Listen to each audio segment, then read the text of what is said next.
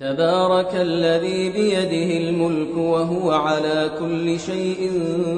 قدير الذي خلق الموت والحياة ليبلوكم أيكم أحسن عملا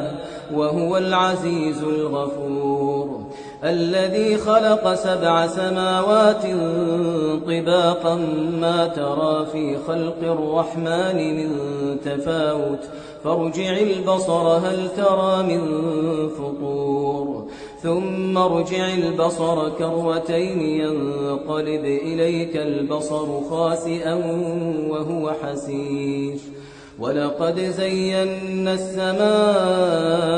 الدنيا بمصابيح وجعلناها رجوما للشياطين وأعتدنا لهم عذاب السعير وللذين كفروا بربهم عذاب جهنم وبئس المصير إذا ألقوا فيها سمعوا لها شهيقا وهي تفور تكاد تميز من الغيظ كلما ألقي فيها فوج سألهم خزنتها ألم يأتكم نذير قالوا بلى قد جاءنا نذير فكذبنا وقلنا ما نزل الله من شيء إن أنتم إلا في ضلال كبير وقالوا لو كنا نسمع أو نعقل ما كنا في أصحاب السعير فاعترفوا بذنبهم فسحقا لأصحاب السعير إن الذين يخشون ربهم بالغيب لهم مغفرة وأجر كبير وأسروا قولكم أو اجهروا به إنه عليم بذات الصدور ألا يعلم من خلق وهو اللطيف الخبير هو الذي جعل لكم الأرض ذلولا فامشوا في مناكبها وكلوا من رزقه وإليه النشور أأمنتم من في السماء أن يخسف بكم الأرض فإذا هي تمور أم أمنتم من في السماء أن يرسل عليكم حاصبا فستعلمون كيف نذير ولقد كذب الذين من قبلهم فكيف كان نكير أولم يروا إلى الطير فوقهم صافات ويقبضن ما يمسكهن إلا الرحمن إنه بكل شيء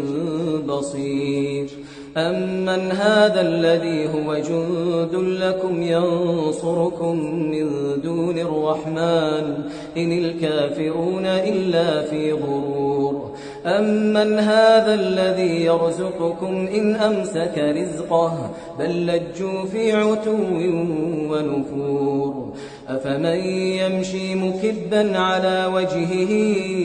أهدى من يمشي سويا على صراط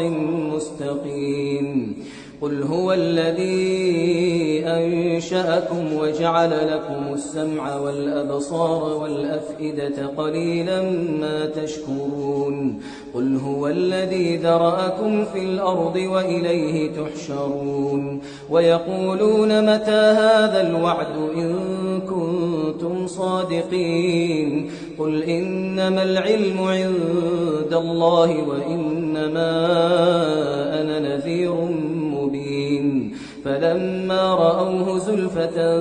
سيئت وجوه الذين كفروا وقيل هذا الذي كنتم به تدعون قل أرأيتم إن أهلكني الله ومن معي أو رحمنا فمن يجير الكافرين من عذاب أليم قل هو الرحمن آمنا به وعليه توكلنا فستعلمون من هو في ضلال مبين قل أرأيتم إن أصبح ماؤكم غورا فمن يأتيكم بماء